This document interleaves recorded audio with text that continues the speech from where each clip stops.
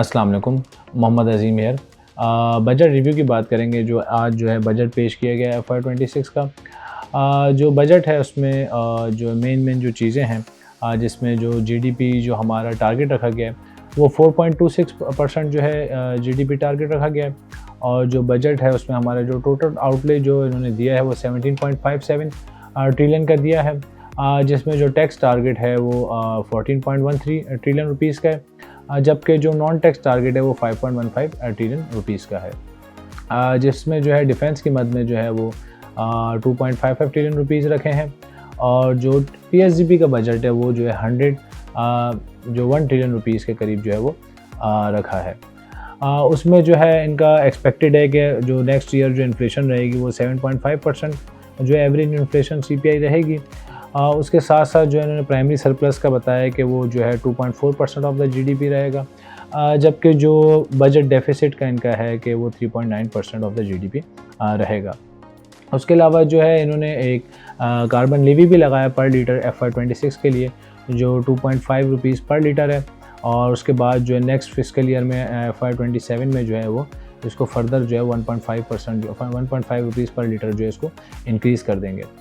उसके अलावा कंस्ट्रक्शन में जो बाय एंड सेल के लिए जो टैक्सेस थे उसमें जो है उन्होंने विदहोल्डिंग टैक्स में जो चेंजेस लिए हैं 4% को रिड्यूस करके जो है 2.5% पे ले आए और 3.5% को जो है वो 2% पे, इस तरह इन्होंने जो है वो चेंजेस किए। और उसके अलावा जो एक फाटा और जो इलाके हैं वहाँ पे जो है इन्होंने जो कंस्ट्रक्शन या स्टील या टी या इस किस्म की जो चीज़ें हैं उसके लिए उन्होंने टैक्स का जो है नफाज किया है। उसमें जो है FY26 में जो है 10% जो है वो टैक्स लगेगा और ये ग्रेजुअली इस तरह इंक्रीज़ होते होते FY29 में जो है वो 16% पे जो है वो पहुंच जाएगा।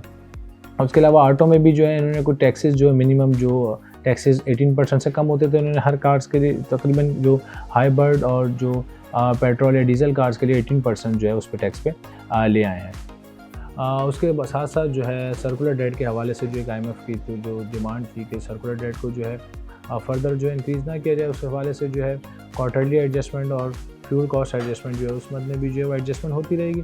और उसके साथ साथ जो 2.4 ट्रिलियन रुपीज़ की जो एक सर्कुलर डेट है उसको भी जो है बैंक के थ्रू, जैसे 18 बैंक्स का था, कि उसको भी जो है वो सर्कुलर डेट भी जो है मैनेजमेंट की जा रही है। उसके अलावा जो है उन्होंने सुपर टैक्स में भी जो है कमी का ऐलान किया है। जो सुपर टैक्स में जो है उन्होंने बताया है कि जो 0.5% जो है वो कमी कर रहे हैं, जिनकी जो 200 मिलियन से लेकर जो 500 मिलियन तक जिनकी जो है वो प्रॉफिट है। उसके अलावा जो है बैंक ट्रांजैक्शन पे जो नॉन फाइलर्स के लिए उसमें जो है वो इजाफा किया गया है। जो अब जो है नॉन फाइलर के लिए जो है जैसे कि पहले 0.6% लगता था, अब जो है इस पर 1% लगा जाएगा। उसके अलावा ई-कॉमर्स की जो ट्रांजैक्शन है उस पर भी जो है 1% से बढ़ा के जो 2% जो है वो टैक्स कर दिया गया। उसके अलावा जो सीमेंट और स्टील के लिए जो है कि उसमें जो हाउसेस का उन्होंने ऐलान किया कि तकरीबन जो है 2 लाख के करीब जो है लो कॉस्ट जो हाउस बनाएंगे, उससे जो है सीमेंट इंडस्ट्री और साथ साथ जो स्टील को भी जो है डिमांड में जो इजाफा होगा। उसके अलावा जो पिछले बजट में जो हमारा टैक्स टारगेट है वो तकरीबन जो हमारे पास डेटा है उसमें 11 मंथ्स में जो है 1 ट्रिलियन रुपीज़ का जो है वो गैप था। तो उसके जो रीज़न से हमारी एक्सपोर्ट शॉर्टेज है और थोड़ा सा जो है इकोनॉमिक कॉन्ट्रैक्शन फेज़ में है। लेकिन आगे भी जो है IMF ने तकरीबन जो टैक्स टारगेट हमें बताए, जैसे मैंने, उसमें जो है अभी भी उनका जो है उनकी एक्सपेक्टेशन है कि 1 ट्रिलियन रुपीज़ का जो है शॉर्टफॉल फर्दर आएगा। उसके अलावा जो है रिफाइनरी सेक्टर में और OMCs में जो इम्पोजिशन के टैक्स 3 to 5%, जिससे जो है 8 रुपीज़ to 12 रुपीज़ तक जो है इसकी प्राइसेस में इजाफा होगा, जो इन दो सेक्टर के लिए प्रॉफिटेबिलिटी के लिए जो है वो बेहतर होगा। Thank you.